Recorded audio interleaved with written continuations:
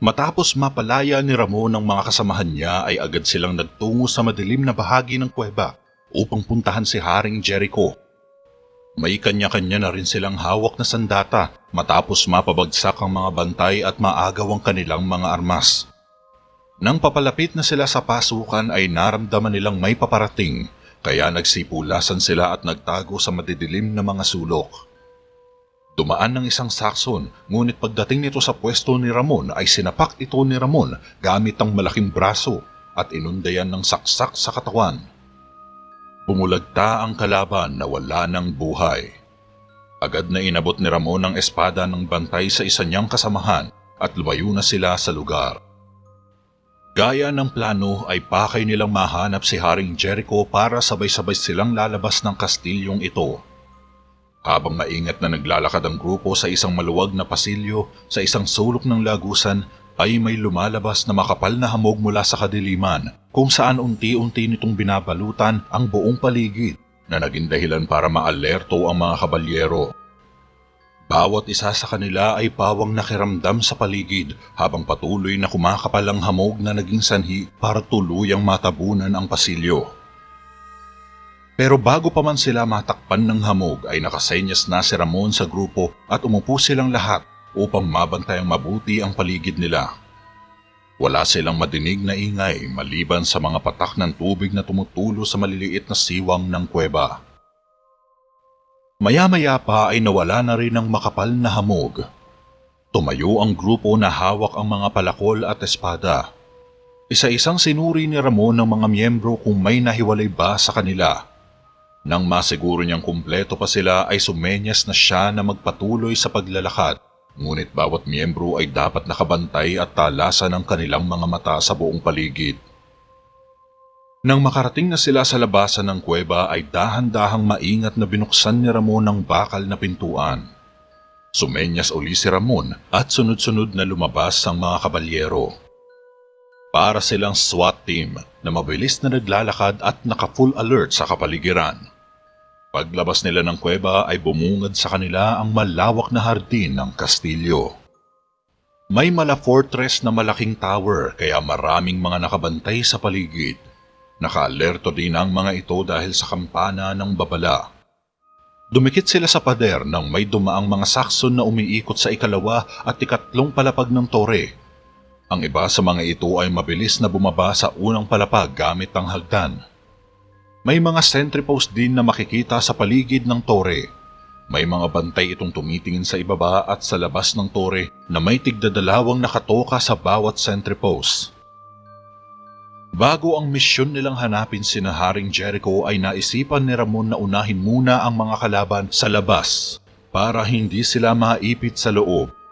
Dahil kasi sa sikip ng kuweba ay maaari silang matrap sa loob na maaaring ikabulilyaso ng plano nila. Madidistract sila kapag lumaban sila sa isang makipot na lugar. Subalit kapag nadispatcha naman nila ang mga bantay sa labas ay saka sila babalik sa loob habang hindi pa nakakatunog ang iilang bantay na naroroon. May nakitang longbow si Ramon sa tabi ng mga kariton malapit sa isang malaking rebulto na nasa gitna ng hardin. Sumenyas siya sa dalawang kasamahan at kinuha nila ang mga ito sa pamamagitan ng paggapang sa damuhan at muling bumalik sa pader. Itinutok ng dalawa ang mga pana nila sa itaas. Inasintang mabuti ang bawat sentry sa paligid. Sa kumpas ng kamay ni Ramon ay sabay na binitawan ng dalawa ang string. Lumipad pa itaas ang mga palaso kung saan natamaan sa leeg at dibdib ang mga bantay na nakatayo lamang sa mga pwesto. Agarang namatay ang mga ito dahil sa malulubhang tama. Tinuloy pa nila ang pagpapaulan ng palaso hanggang sa maubos ang mga bantay sa mga sentry post sa paraang tahimik at walang nakakapansin.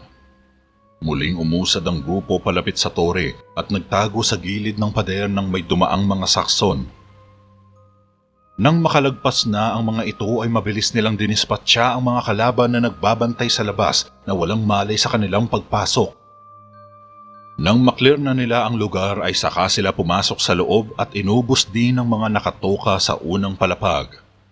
Umakyat sila sa kasunod na palapag gamit ang konkretong hagdan pero hindi nila inaasahan na sasalubungin pala sila ng mga bantay sa second floor at tinadtad sila ng mga palaso na hawak ng mga ito. Nagtago ang mga kabalyero sa bawat haligi sa paligid at nang maubos ang palaso ng kalaban ay saka sila sumugod at nakipaglaban ng mano-mano. May nakitang kalasag si Ramon sa ibabaw ng lamesa at ginamit niya ito upang ibunggo sa mga kalaban. Hindi tinatablan ng atake si Ramon dahil sa tigas ng kalasag. Rawr! Animoy binangga ng isang tren ng mga kalaban sa lakas at tibay ni Ramon. Tumalsik ang mga ito na parang mga insekto. Binuhat pa ni Ramon ang isang mabigat na drum sa gilid ng pasilyo at hinagis sa iba pa. Natumba ang mga ito ng madaganan ng mabigat na drum. Tinapos naman ng mga kabalyero ang mga natira. Pumanhik na tayo sa itaas at tapusin din sila! Utos ni Ramon dahil kabilang siya sa Knights of the Round Table. Siya ang kumakatawang team leader ng grupo. Gamit uli ang hagdanan ay tinahak nila ang pag-akyat sa ikatlong palapag. Habang paakyat ang grupo ay nakakasalubong nila ang mga Saxon na nadinig ang ingay ng labanan sa ibaba. Lumaban ang mga ito ngunit sadyang malakas ang mga kabalyero. Dahil sa laki ni Ramon, siya ang naging paboritong banatan ng mga armas ng mga Saxon. Ginamit ng dalawang kabalyero ang pana upang patumbahin ang mga kalaban. Nagtatago sila sa may likuran ni Ramon at inasinta ang mga Saxon na binabanatan si Ramon. May isang nagtapon ng sulo sa kanila ngunit hinedbat lang ito ni Ramon. Sumabog ito sa mukha ng Saxon at nasunog ang buong parte ng ulo nito na kumalat sa damit niya. Ah! Hiyaw ng Saxon habang nasusunog ito ng buhay. Sinipa ito ni Ramon kaya tumilapon ito at nadamay sa sunog ang mga kasamahan nito. Gumapang ang apoy sa dulo ng hagdanan kaya napaatras sa mga Saxon. Gamit ang kalasag ay pinatay ito ni Ramon at kumalat ang usok sa paligid ng hagdan kaya natakpan ng mga kabalyero. Dahil sa usok ay hindi napaghandaan ng mga kalaban ng biglang pagsugod ni Ramon. Isang malakas na sipa ang sumalubong sa isa at mabilis na tinapik ng kasunod na sipa ang sandata ng katabing kalaban. Pinaulanan ni Ramon ng mga hiwa ang mga nalapitan niya at hindi kaagad nakapalag ang mga ito. Tagos sa baluti ng mga Saxon ang mabibilis na atake ng tinaguriang higante ng Knights of the Round Table. Nakapasok sila sa malawak na hall at nakita ang daan-daang mga bihag na puro mga batang babae at matatanda na nakapiit sa nakahanay na mga kulungan sa gilid.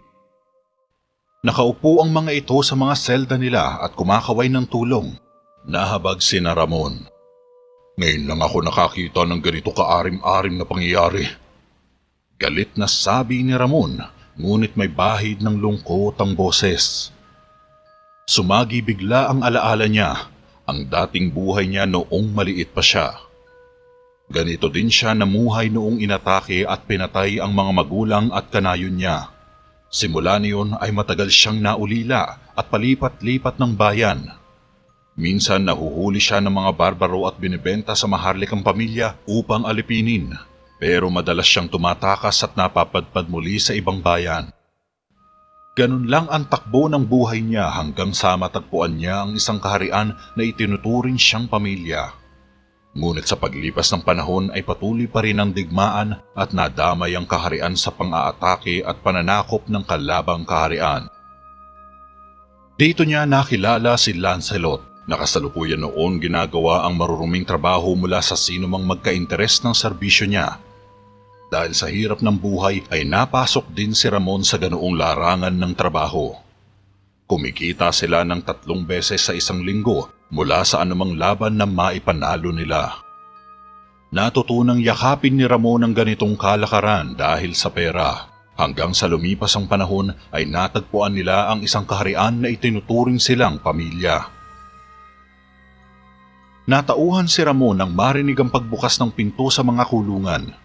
Matapos mapalaya ang mga bilanggo ay tinipon nila ang mga ito sa isang kwarto. Hinati ni Ramon ang grupo at nag-utos ito sa mga magbabantay na siguruhin ang kaligtasan ng mga bihag. Nasa prioridad nila ito kaya papagitnaan nilang mabuti ang mga ito upang maayos silang mailabas ng tore habang ang grupo naman ni Ramon ang magiging frontline na siyang lalaban sa sinumang magtatangkang humarang sa daraanan. Habang pababa na sila ay may dumating na mga kalaban at tinapos ito ni na Ramon ng walang kahirap-hirap.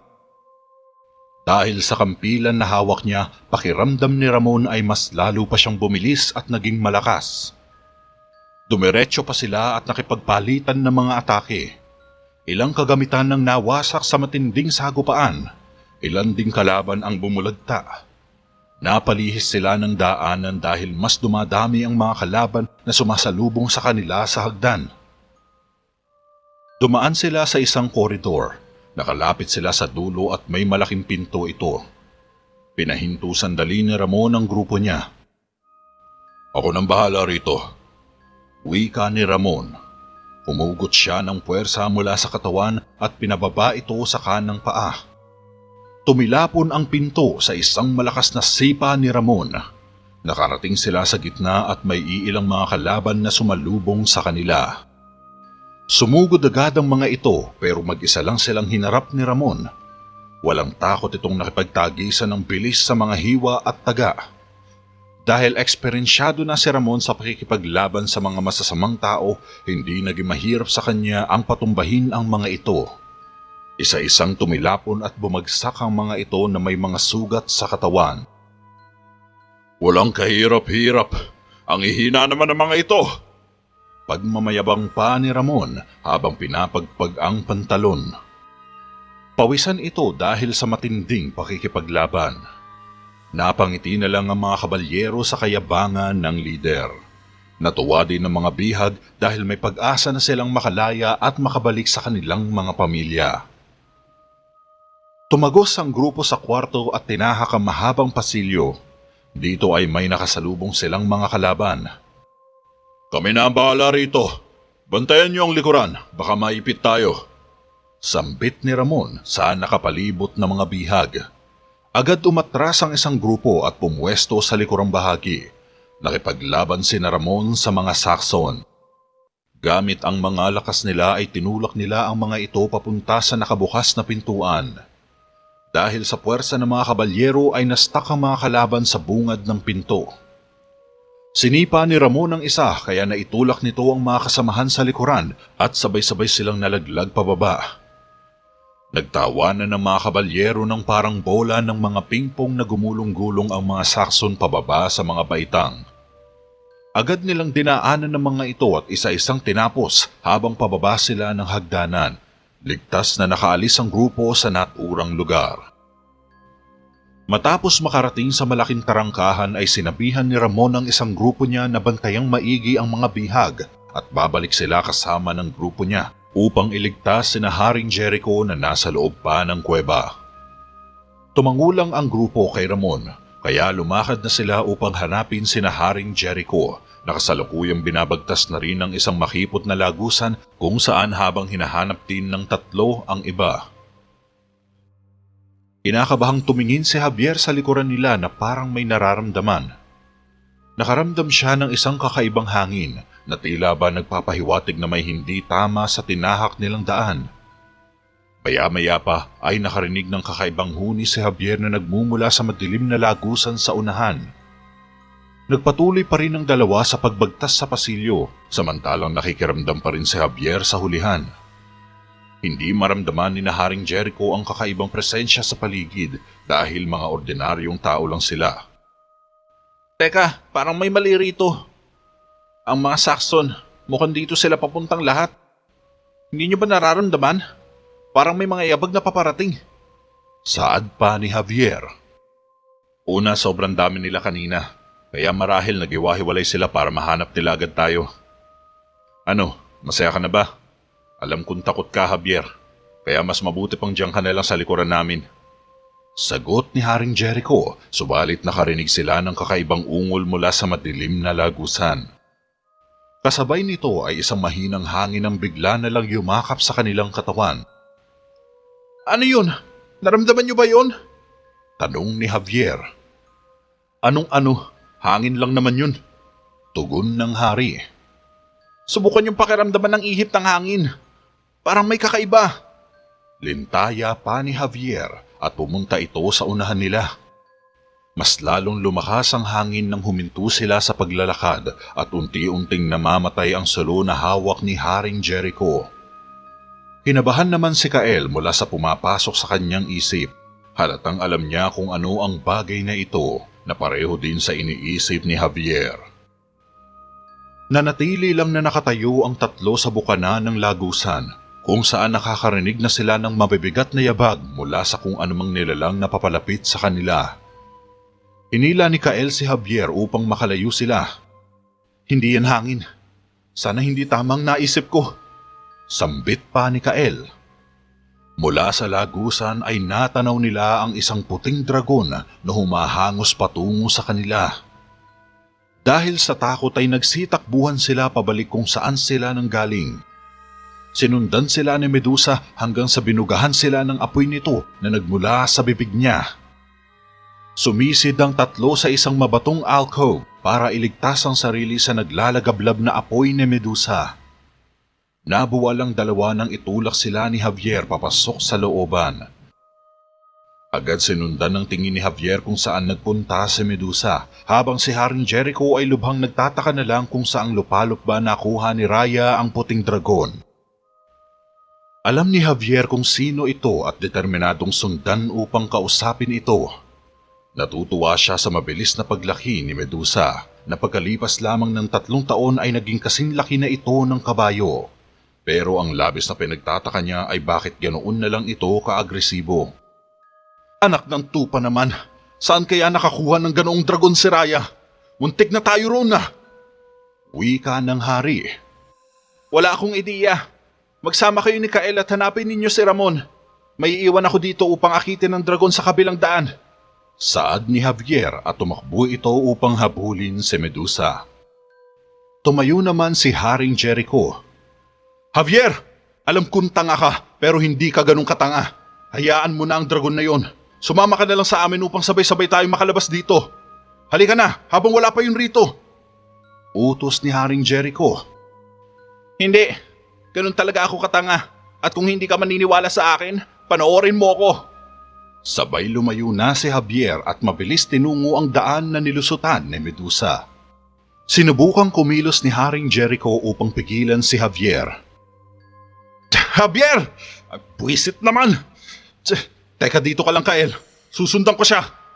Ani ni Haring Jericho. Pinaupo niya si Kael sa tabi ng alcove kung saan pwede ulit siyang magtago ulit doon kapag may dumating na mga kalaban. Hindi pa siya gaanong makalaban ngayon dahil sa kondisyon, kaya nagtitiis muna siya hanggang sa bumalik ang kanyang buong lakas. Samantala, nagtipon-tipon naman ang mga kabalyero sa isang lugar upang abangan ang paparating na mga bantay. Pagliko ng mga ito papunta sa unahan ay bumulaga sa kanila ang isang grupo ng mga kabalyero na nag-aabang at pare-parehong may bitbit na mga armas. Nagulantangan dalawa sa nabungaran, ngunit huli nang makabunot dahil mula sa likuran ay tumalon si Ramon at mabilis na binigyan ng parehong taga ang mga bantay. Sabay na bumulagta ang dalawa nang matamaan sa dibdib at tiyan. Humandusay silang duguan habang nakatirik ang mga mata. Agad kinuha ng mga kabalyero ang kanilang mga sandata at dali-daling umalis na sa lugar para hanapin sina Haring Jericho. Nang marinig ni Javier ang mga ungol ni Medusa ay sinundan niya ito. Pumasok siya sa makipot at madilim na bahagi ng kuweba hanggang sa makarating siya sa isang malawak na espasyo ng silid. Mula dito ay nadatnan niyang nag-aabang lamang si Medusa. Dahan-dahang nilapitan ni Javier si Medusa kung saan gumamit pa siya ng mahika upang pigilan ang pagbuga ng apoy ng dragon. Umusal siya ng spell habang nakatutok ang kamay niya kay Medusa upang subukang paamuhin ito. Gayunpaman, nanatili pa rin ang pagka-agresibo ni Medusa na nagawa pang bugahan ng apoy si Javier. Pinigilan ito ni Javier gamit lamang ang isang kamay. May lumabas na isang invisible shield at inabsorb lang nito ang apoy. Ginamit ni Javier ang kanyang lengguwahe mula sa Dragon Lord upang subukang kausapin si Medusa. Pero mabilis na napagtanto ni Javier na walang kakayahan si Medusa na makipag-usap sa tao dahil sa kanyang murang edad. Bukod rito ay napansin din ni Javier ang paghihirap at masasakit na pinagdaanan ni Medusa na mababakas naman sa iilang bahagi ng kanyang katawan. Nakadama ng lungkot si Javier at naisip na marahil ay pinapahirapan at sinasaktan ito ni Raya. Anong nangyari?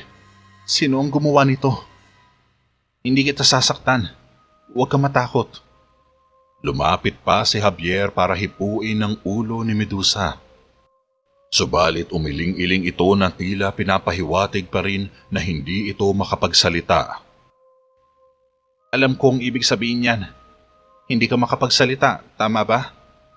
Tanong ni Javier pero agad siyang nanlumo nang tumangulang si Medusa.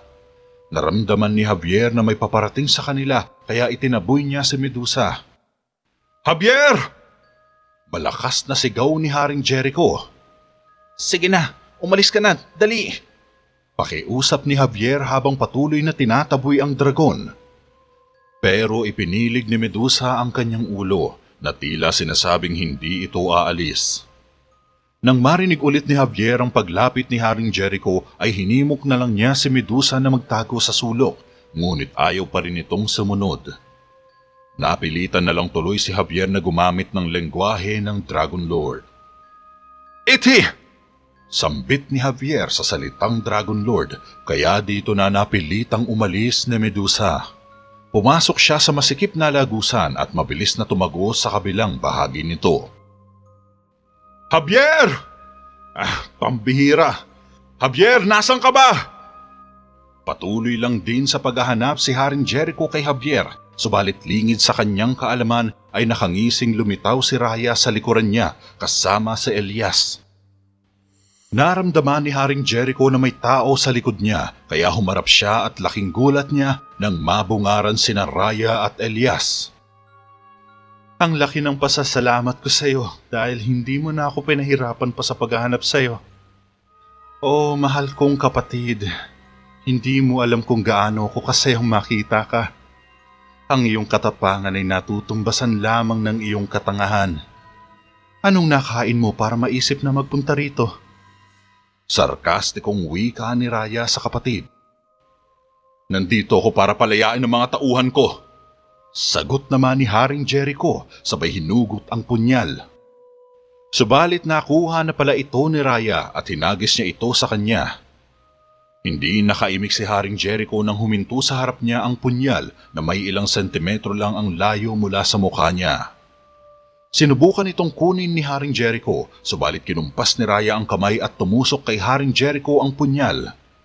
Napaigik sa sakit ang batang hari at sinubukan uli na kunin ang punyal pero hinugot ito ni Raya gamit uli ang pagkumpas ng kamay. Hinuli ni Haring Jericho ang punyal ngunit mabilis itong naitusok muli ni Raya sa braso niya.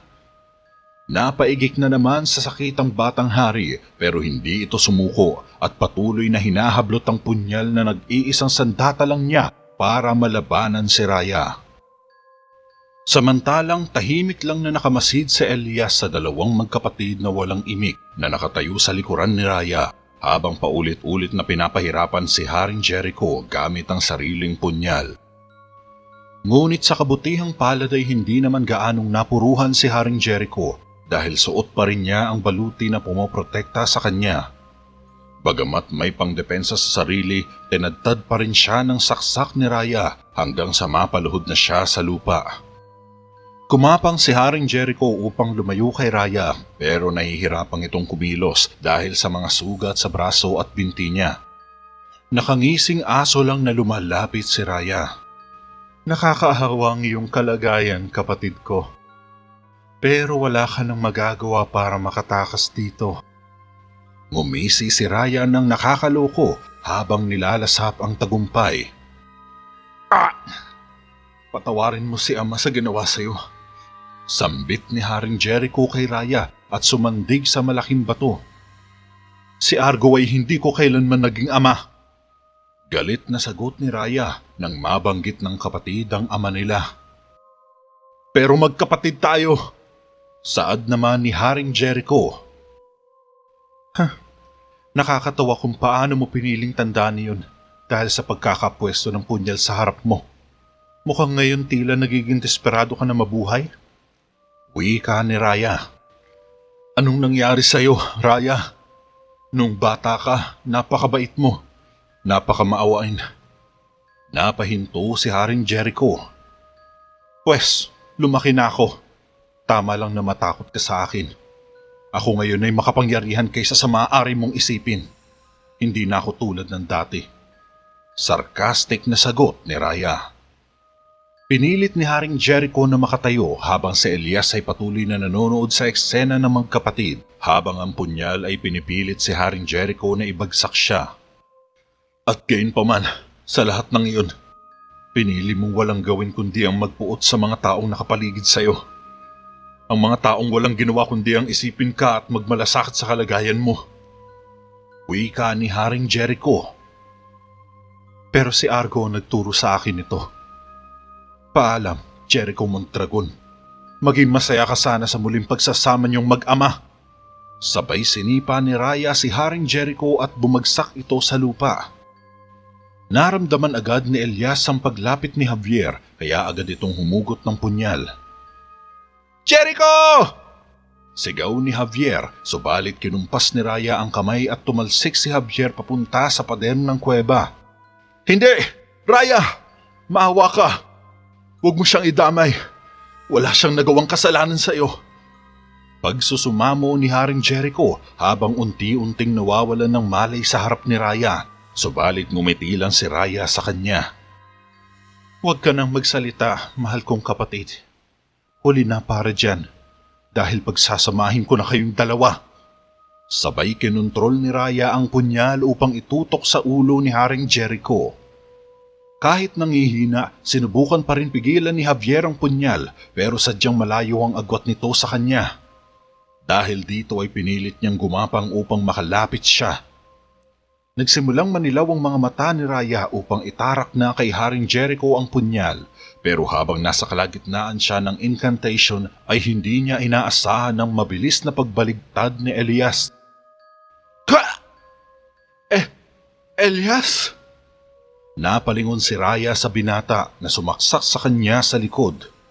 Tumulo ang dugo sa bibig ni Raya habang dahan-dahang bumabagsak ang katawan niya sa lupa. Halos hindi siya makapaniwala sa nangyari. Tinatanong niya ang sarili kung bakit ito ginawa sa kanya ni Elias. Anong dahilan bakit siya pinagtaksilan nito? Wala siyang makuwang sagot mula sa tahimik at walang imik na si Elias hanggang tuluyan na siyang mahimatay. Pinagmasdan ni Javier habang tinutulungan ni Elias si Haring Jericho na makatayo upang ilayo sa lugar. Nagulat man, hindi na ito inalintana ni Javier at pumikit na siya para makabawi ng lakas. Iniwan siya ni Elias sa lugar kasama ang nakahandusay na si Raya na duguan. Sa mga sumunod na sandali, nakita ni Ramon at Kael ang mga anino na papalapit sa pasilyo ng lagusan. Nauna nang nahanap ng grupo si Kael kaya naman nagpatuloy sila sa pagbagtas sa madilim na kuweba. Pero naramdaman nila na tila may paparating kaya naghanda sila upang salubungin ito. Pagdating ng mga ito sa may maliwanag na bahagi ay nagulat sila sa kanilang nakita.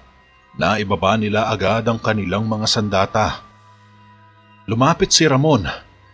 Jericho! Kinuha niya ang isang braso ni Jericho na akay-akay ni Elias at tinulungan si Elias sa pagbuhat kay Haring Jericho. Nagtataka naman si Kael kay Elias dahil hindi ito pamilyar sa kanya at bago ito sa paningin niya. Pagkatapos nito ay lumabas na sila ng kuweba na hindi man lang namamalayan na wala sa grupo nila si Javier. Wala pa ring malay si Javier kung saan siya iniwan ni Elias. Ngunit maya-maya pa ay dumating ang nilalang na mukhang roll-on. Nagising si Javier sa liwanag nito. Pinagaling nito ang kanyang mga sugat at tinawag siya sa pangalang pandruid niya.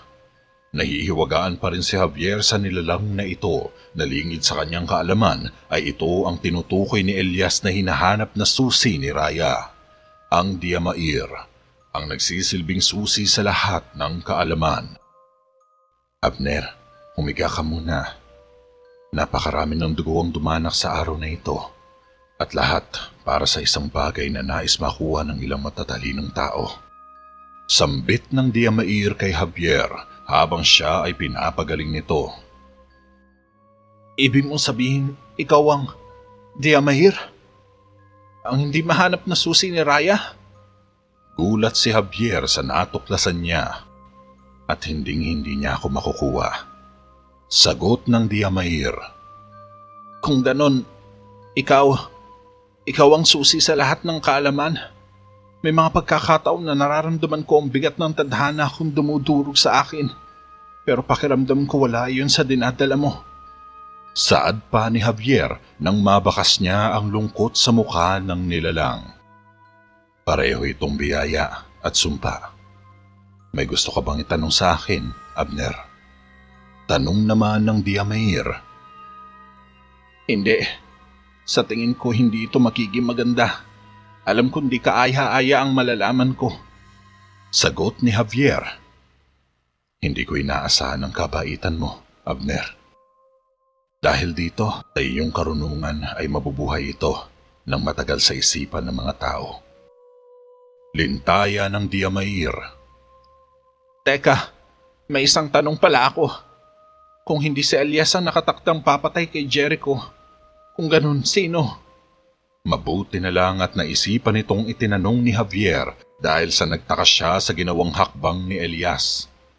Sa halip na patayin si Haring Jericho ay si Raya ang pinuntirya nito. Siya mismo. Nagulat si Javier sa sagot ng nilalang.